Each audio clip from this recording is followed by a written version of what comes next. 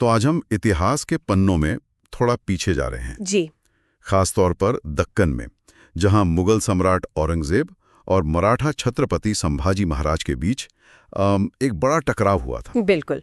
हमारे पास जो ऐतिहासिक स्रोत हैं, कुछ अंश, कुछ नोट्स, वो इस काफी जटिल संघर्ष की तस्वीर दिखाते हैं। हाँ, और हमारा मकसद यही है कि इन दो, कह सकते हैं, बहुत महत्वपूर्ण शख्सियतों को समझें और उनके बीच जो हुआ, जो मुख्य घटनाएं थी, उन पर नजर डालें। और देखें कि इसका असर कितना गहरा रहा, कितना स्थायी। सही कहा। क्योंकि ये सिर्फ कोई आम लड़ाई नहीं थी, ये तो मतलब दो अलग दुनियाओं का, अलग रणनीतियों का, और कहें तो अटल इरादों का टकराव था। और ये कहानी दिलचस्प इसलिए भी बन जाती है क्योंकि एक तरफ औरंगजेब है, जिसका शासन लगभग 50 साल चला, बहुत लंबा। और दूसरी तरफ है संभाजी महाराज, जिनका प्रतिरोध इतना तीव्र था कि उसने मुगल साम्राज्य को एक बड़ी चुनौती दी। बिल्कुल। तो औरंगजेब से शुरू करें। उनका सत्ता में आना ही अपने आप में एक पूरी कहानी है। हाँ, काफी नाटकीय रहा है ना। शाहजहां के तीसरे बेटे थे वो। जी, मुहियुद्दीन मोहम्मद, जिन्हें हम औरंगजेब के नाम से जानते हैं, 1658 में तख्त पर बैठे, लेकिन ये आसानी से नहीं मिला। अपने भाइयों से लड़ना पड़ा। हाँ, दारा शिको, शाह शुजा, मुराद बख्श, सबके साथ एक खूनी संघर्ष चला, और तो और अपने पिता शाहजहां को भी आगरा किले में कैद कर दिया। तो ये सिर्फ महत्वाकांक्षा की बात नहीं थी। शायद उन्हें लगता होगा कि सल्तनत चलाने का उनका तरीका ही सही है, उनके उसूलों के हिसाब से। और उनके शासन की अगर बात करें तो साम्राज्य तो फैलाया उन्होंने। हाँ, विस्तार तो हुआ, लेकिन कुछ नीतियां, खासकर जो धार्मिक नीतियां थीं, वो काफी विवादों में रहीं। जैसे हमारे नोट्स में जजिया कर का जिक्र है। सही। 1669 में गैर मुस्लिमों पर जजिया कर फिर से लगाना, जिसे अकबर ने हटा दिया था, ये एक बड़ा कदम था। और इससे नाराजगी तो फैली होगी। बिल्कुल।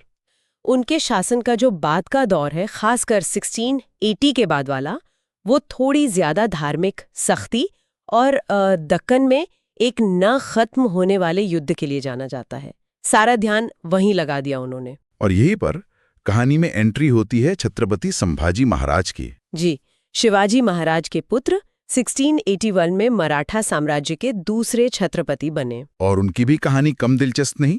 बचपन में वो मुगलों के पास बंधक रहे थे ना, पुरंदर संधि के तहत। हाँ, रहे थे, लेकिन वहां से निकल भागने में कामयाब हुए। और गद्दी संभालते ही उन्होंने पिता की जो गुरिल्ला युद्ध नीति थी, उसे जारी रखा, बल्कि और ज्यादा आक्रामक तरीके से। जैसे जनवरी 1681 में बुरहानपुर पर हमला। बुरहानपुर उस वक्त एक अहम मुगल व्यापारिक केंद्र था। तो ये सिर्फ लूटपाट नहीं थी? नहीं, बिल्कुल नहीं। ये एक तरह से मुगलों के सीने पर सीधी चोट थी।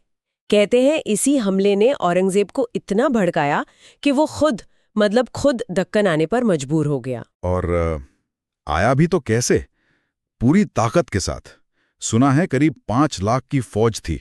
हाँ, लगभग यही आंकड़ा मिलता है। बहुत बड़ी सेना। और उसने औरंगाबाद को अपना हेडक्वार्टर, अपना ठिकाना बनाया। तो ये तो फिर सीधी लड़ाई बन गई। मुगल विस्तारवाद बनाम मराठा स्वराज। बिल्कुल। और इसमें, जैसा आपने पहले कहा, धार्मिक पहलू भी जुड़ गया था।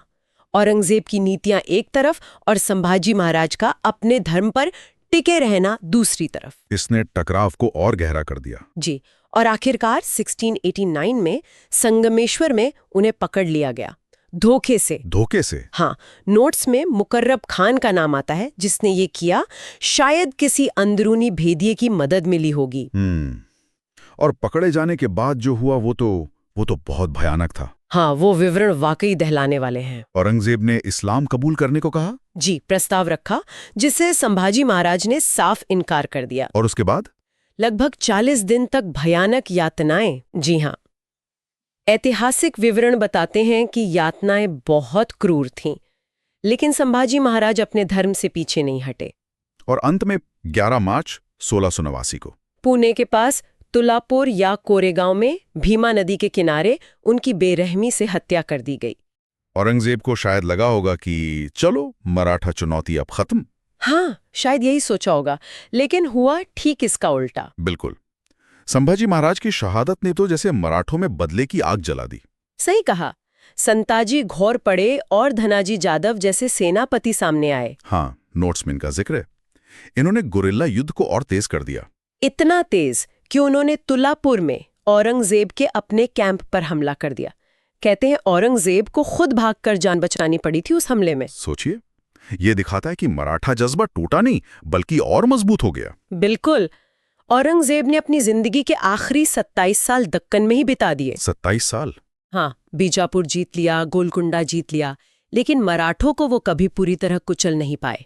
और ये लंबा युद्ध मुगल खजाने पर, सेना पर बहुत भारी पड़ा। और नतीजा? हाँ, 1707 में जब औरंगजेब की मौत हुई तो इतना बड़ा मुगल साम्राज्य धीरे धीरे कमजोर पड़ने लगा, जबकि दूसरी तरफ मराठा शक्ति लगातार विरोध करती रही और बढ़ती गई। तो संक्षेप में कहें तो ये जो औरंगजेब और संभाजी महाराज का टकराव था, ये मुगल मराठा संघर्ष का एक बहुत ही निर्णायक मोड़ था। जी, इसने औरंगजेब की जिद, संभाजी महाराज का वो अदम्य साहस और बलिदान, युद्ध की क्रूरता और दोनों साम्राज्यों के भविष्य पर इसका जो असर पड़ा उसे साफ कर दिया। बिल्कुल, वाकई।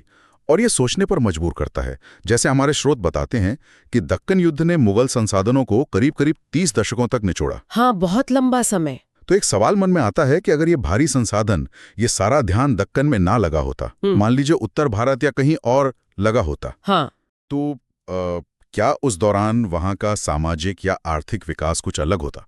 मतलब क्या दक्कन की इस लंबी लड़ाई ने सिर्फ दक्कन का ही नहीं बल्कि बाकी हिंदुस्तान की तरक्की की रफ्तार पर भी असर डाला? ये बहुत दिलचस्प सवाल है।